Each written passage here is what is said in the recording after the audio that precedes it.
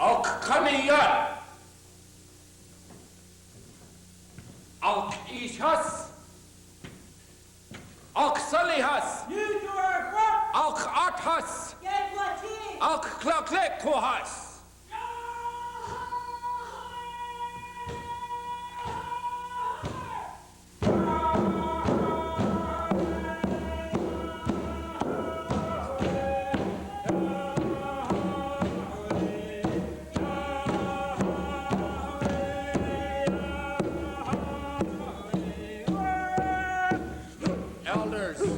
Call back your remembrance to that man who once lived long ago, and to the killer whales. We honor the killer whale clan and all other clans here represented. We welcome those visitors who have come to join with us. We celebrate this drum, and with it we call in the good wishes of Naatsilane and of the killer whale people.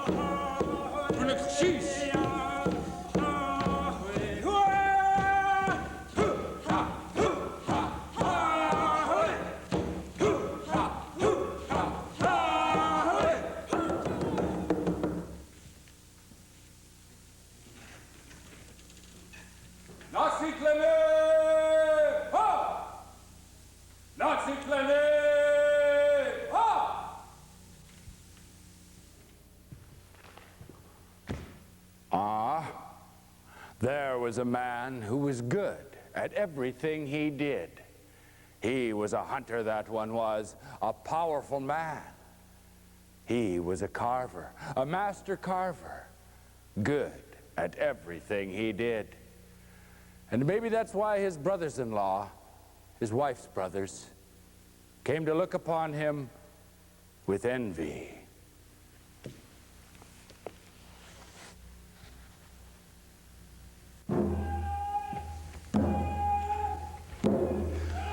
He went out in a canoe with them, and with a young man who was his nephew, long ways from the village, long ways out to sea, out to a barren island of nothing but steep, sharp rocks, where the sea lions were.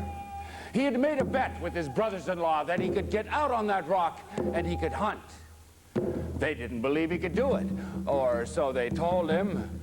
When they got there, the sea was rough. Waves were pounding against that rock. Up above the breakers, there sat the sea lions. Many, many sea lions. Ton, all of them watching and waiting. And Naatsilane waited too, until those waves were just right. Then he leaped out of the canoe and jumped onto the rock. He climbed up it, climbed past all those sea lions clinging with his fingers and his toes. The brothers-in-law stood back in their canoe. Maybe they were thinking Naatsilane would lose his grip on that rock. Maybe they were thinking a big wave would come along and pull him down into the water. Maybe they were hoping that that's what would happen. But it didn't. Naatsilane made it to the very top of that rock. He raised his spear. He showed those brothers what he had done. He took that spear and he harpooned 4 of those fat sea lions. 3 he got, but the 4th dove into the sea with the spear tip still in him. Naatsilane called to his brothers-in-law saying, "See, I have done what I said I could do. Come closer now and I will rejoin you." When he heard these words, the young nephew took up his paddle, but the brothers grabbed it, took it right out of his hands. Naatsilane watched all that from the very top of that rock. He saw everything. He saw as the wind blowing southeast came up, began blowing the canoe back toward shore, back toward their home village. And he saw as his brothers-in-law picked up their paddles again and pointed their prow towards the shore and left him there, alone. All he could do was watch. He could imagine what those brothers would say when they got back to the village. Naatsilane, that great hunter, he tried to climb on the sea lion rock, but he never made it. He slipped, he fell into the sea, the dark water closed over his head and we saw him no more. Naatsilane. It began to get dark. There was no place for him to go, so he sat on the top of the rock. He pulled his blanket up over his head. He was maybe thinking he would try to sleep. The sun went down, but he couldn't fall asleep. All around him was the crashing of the sea against the rock. And then, as if from right inside those crashing waves, he heard a voice. Iahuat. He pulled the blanket off his head and looked around. Nothing. Nobody there. He put the blanket up over his head again. Iahuat. Nothing. Nobody there. He heard the voice a third time. Iahuat. But he never looked. Instead, he just opened a little eye hole in his blanket and he peeked out, looking down into those dark, breaking waves. He waited for the fourth time. Iahuat. He saw this huge man standing there looking at him, standing right on the lip of the sea, standing amid those breaking waves. Saw him by the moonlight. Where do you want me to go? Right here, below this rock, below this sea. How am I going to do that? This giant of a man reached down and he lifted up the sea, lifted it up as if it was a piece of cloth, as if it was a blanket. Naatsilane looked down and he saw a world he had never seen before. A village, a huge village. People there walking around, big tribal houses, totems. He knew what he was seeing. The village of the Tan, the sea lion people. Naatsilane walked right down off that rock. He followed that sea lion down under the sea. But he never felt that water, and he never felt that salt. It was just like going home.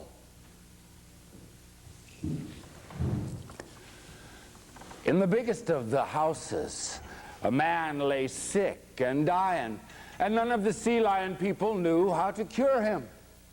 Naatsilane looked at that man, and he saw a harpoon tip in his side, and he said to himself, maybe this is the fourth sea lion, the one I wounded. And maybe because the tip was made by a human being, these sea lion people can't see it. Maybe I can help. And he pulled that harpoon tip out, gently, gently. We got this saying that we take from this story.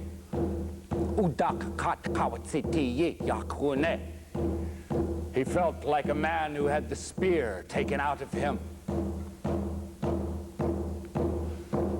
That sea lion was cured. Naatsilane cured him. How can we repay you? Asked the sea lion. The first thing that came into Naatsilane's head was what had happened to him with his brothers-in-law, how they had marooned him on that rock, left him to die, the way he felt about it. All that came into his head. But he didn't need to speak out loud because those sea lion people could hear his thoughts.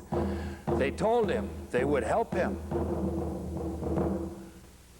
Just then, Naatsilane happened to look up at the screen that was in the sea lion house, and he saw a huge and beautiful sea creature carved on it, with a tall and mighty dorsal fin and rows of sharp teeth, a creature of black and white. He marveled at it. What is that creature there? Ah, Naatsilane, that is the creature of your dreams. They gave him a gift. It was a big bag all inflated, made out of leather. Maybe it was a giant sea lion's stomach. It was big enough that Naatsilane could get right inside of it. They told him, this will get you back to shore. But here is what you must do. Concentrate all your thoughts on that place where you want to go. Don't think about this underwater village. Don't think about these rocks. Don't think about anything of the past. If you think about where you have been instead of where you want to go, you will return to it. Keep your heart and your mind set on your destination, your goal, where you are going. They took him back up above the sea, back onto the rock, and threw him into the water. Tre, de, nusk, tahu, naa. That thing flew over the waves with Naatsilane in it. That southeast wind was blowing him right back to his village. He had been traveling for a while when he said to himself, I should have been there by now. Surely this wind has shifted and I have been blown back to the sea lion rocks. And no sooner had he said that when clish, clish, he heard the crashing of the sea against the rocks. He was back. He heard in his head the voices of the sea lion people. We told you not to think about this place. Leave the past behind you. So he closed his eyes, and he thought of his own house, warm and dry, with plenty of delicious food to eat. And he thought of his wife, her long, dark hair, and her gentle touch. But he also thought of his brothers-in-law, and he thought of revenge. The next thing he knew, he had stopped. He could hear the waves whispering around him. Slowly, he climbed out. Gravel. It was the beach in front of his own village. Even late at night, he recognized it. He had come home. Just outside the village, by the seashore, he heard the sound of a woman crying. He approached quietly, stealthily. It was his wife. Oh, it was good to see her. He told her everything, and she grew angry right along with him. Her thoughts turned against her own brothers because of what they had done. And as he spoke, his heart grew harder, and he became angrier and angrier. All he could think about was that huge sea creature he had seen carved on the screen in the sea lion house, and all he could think about was revenge. He thought about these things so much, he no longer cared that he had come home. Bring me my adze, he said to his wife, and all my carving tools. She looked at him for a long time. She looked at him and looked at him. But she said nothing. She only did as he asked. He took these things and he closed his eyes. And the wind blew, and the waves crashed, and the moon went behind the clouds. When he opened his eyes, it was as if his wife was gone, and his village was gone, and there was nothing, only Naatsilane and his carving tools and the driftwood that had washed up there, and the hate that was in his heart. He set out to carve the creature of his dreams. The first one he tried, he carved out of spruce wood. It had no spirit, no life. It turned upside down and floated there like a dead fish. The next one, he carved out of alder. Ah, Naatsilane liked that one, long and sleek and hard as a rock. Unfortunately, it swam like a rock, too.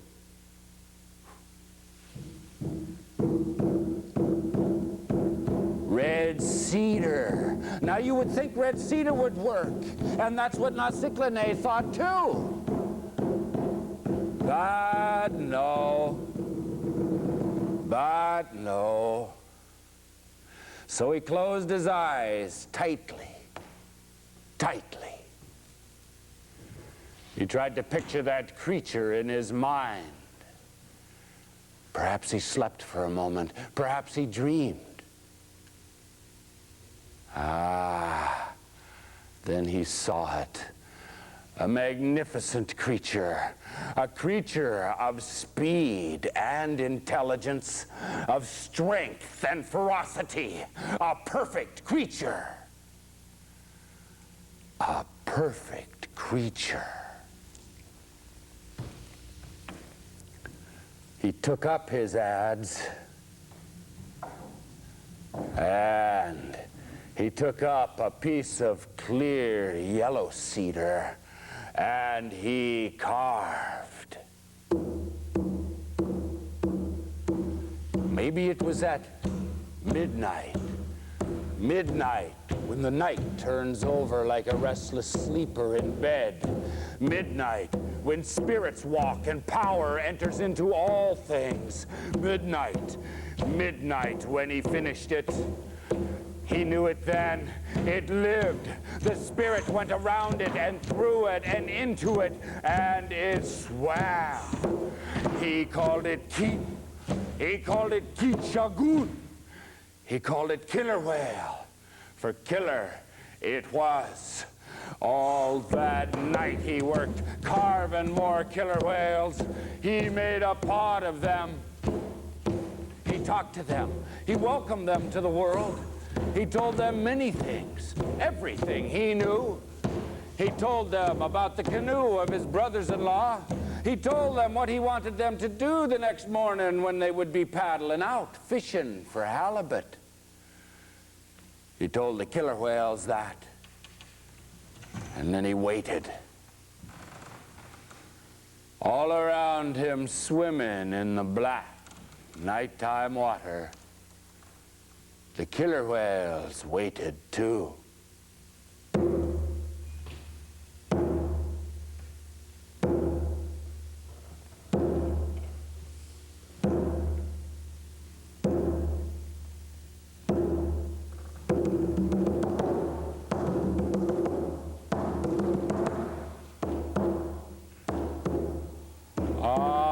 Those killer whales did what he asked.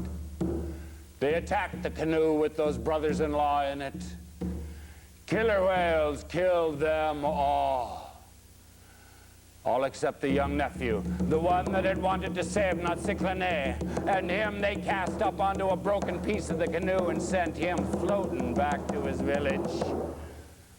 Back to tell the story of the new creature that had come into the world.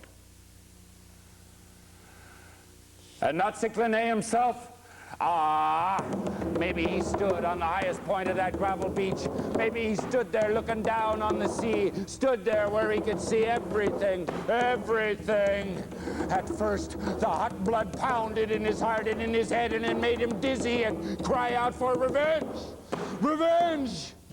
But as he saw those killer whales rise up out of the sea, their dorsal fins glistening in the sun, and as he saw the look of terror in those men's eyes and heard their screams, he shot! Oh, and afterward, he saw that green sea turn red, all dark and red. He said to himself, "What is it I have done? What is it I have done?" And he wept. Naatsilane sat down and he wept.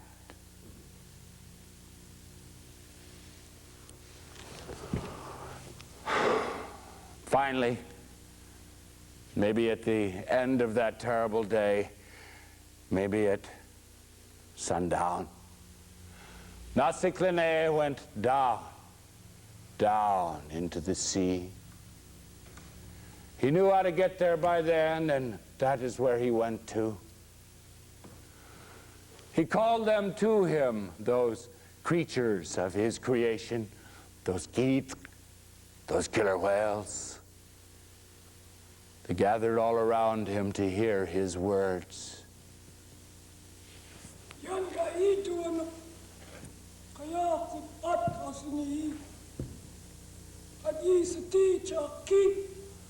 You are beautiful, wonderful creatures, you killer whales.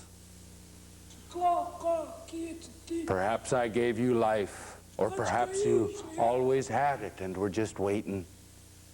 But I cannot own you. I cannot control you. You are bigger and more noble creatures than I am, and much more powerful. You are free to swim and live where you wish and do what you will. But only this I ask you. Never again will you do what you have just done. Never again will you kill human beings. Instead, be our companions, our friends, our relatives. Instead, be our own inspiration for the sort of creature we ourselves might become. Ah, yes. Only this I ask you. Never kill human beings again.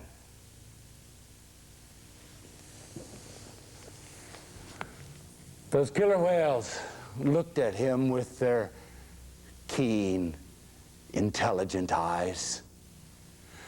They looked at Naatsilane, and he knew they understood him, knew they would do as he asked. Then, with a single motion of their great flukes, they turned and they were gone. They were free.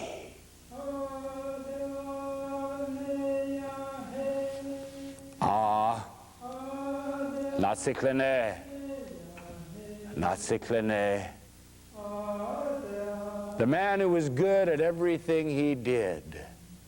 The hunter, the carver, the friend of the sea lion people, the man who touched the yellow cedar and made the killer whale. Naatsilane. And maybe he returned at last to his own village.